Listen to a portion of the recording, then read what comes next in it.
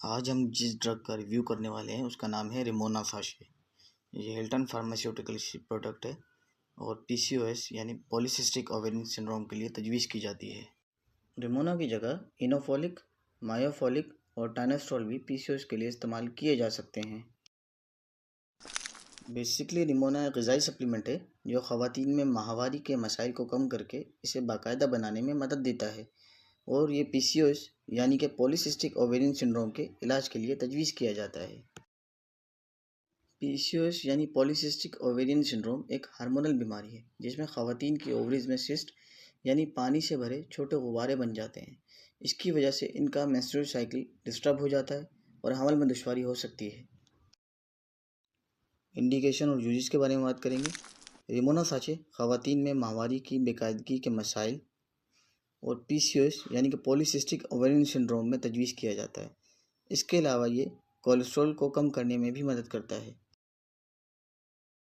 रिमोना साचे में 3 main ingredient शामिल हैं: मायोइनोसिटोल, डाइकीरोइनोसिटोल और एल-मिथाइल फोलेट।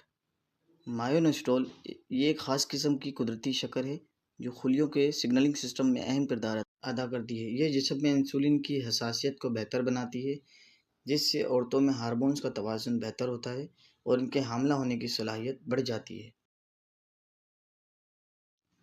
डाइकीरोइनोसिटोल ये इनोसिटोल की एक और किस्म है जो जिस्म में ग्लूकोज के मेटाबॉलिज्म यानी कि शक्कर को तवानाई में तब्दील करने के अमल में बेहतरी पैदा करती है और माहवारी को बाकायदा करने में भी मदद देती है।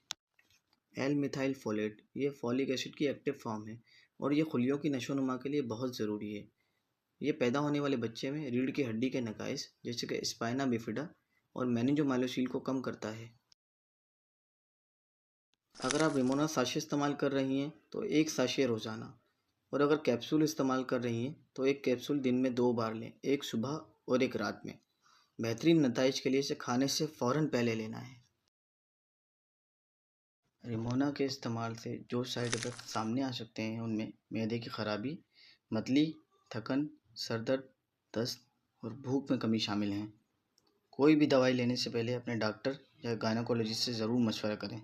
ये वीडियो सिर्फ एजुकेशनल पर्पज़ के लिए है। ऐसी ही मज़ीद वीडियोज़ के लिए दवा इन्फो को सब्सक्राइब करें। शुक्रिया।